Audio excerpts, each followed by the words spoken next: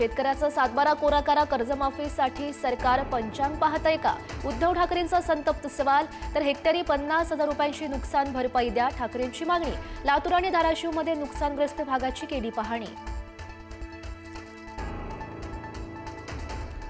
पाहणी दौऱ्यात अजित पवार पूरग्रस्तांवर घसरले. कर्जमाफीच्या मुद्द्यावरून तरुणांनी विचारलेल्या प्रश्नावर अजितदादांचा तोल सुटला. ज्यांनी प्रश्न विचारला त्यालाच अजितदादांनी झापलं. लागोपाठ दुसऱ्या दिवशी अजित पवारांकडून नुकसानग्रस्त भागांची पाहणी. पालकमंत्री नात्यानं बीड जिल्ह्याचा पूरस्थितीचा आढावा. शेतकऱ्यांना तात्काळ मदतीचं अजित पवारांचं आश्वासन. खासगी कार्यक्रमानिमित्तानं अमित शहा मुंबईच्या दौऱ्यावर. शहा फडणवीसांकडून घेणार महाराष्ट्रातल्या पूरस्थितीचा आढावा. केंद्राची मदत मिळणार का याकडेही लक्ष.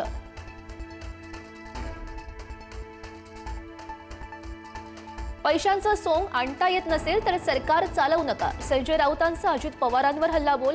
तर शेतकऱ्याला हेक्टरी 50,000 मदत करा, विजय वडेट्टीवार यांची मागणी.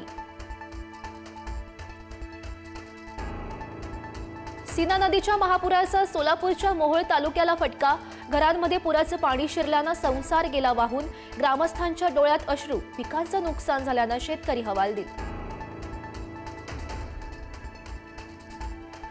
सोलापूर विजापूर राष्ट्रीय महामार्गाला नदीचं स्वरूप. सीना नदीला आलेल्या महापुरामुळे महामार्गावरील वाहतूक पूर्णपणे बंद.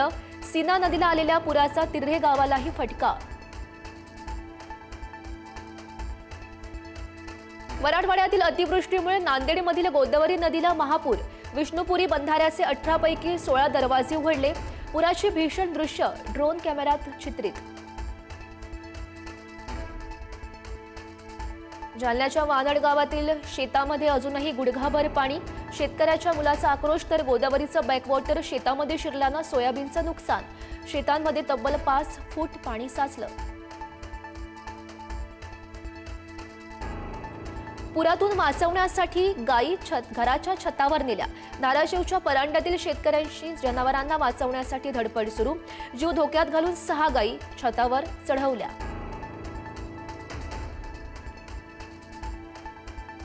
एमपीएससीची परीक्षा पुढे ढकलण्याची सुप्रिया सुळेंची मागणी. अतिवृष्टीच्या पार्श्वभूमीवर परीक्षा पुढे ढकलण्याची मागणी. तर वैद्यकीय शिक्षण विभागातील तांत्रिक संवर्गातील पदासाठी घेण्यात येणारी परीक्षा ढकलली पुढे.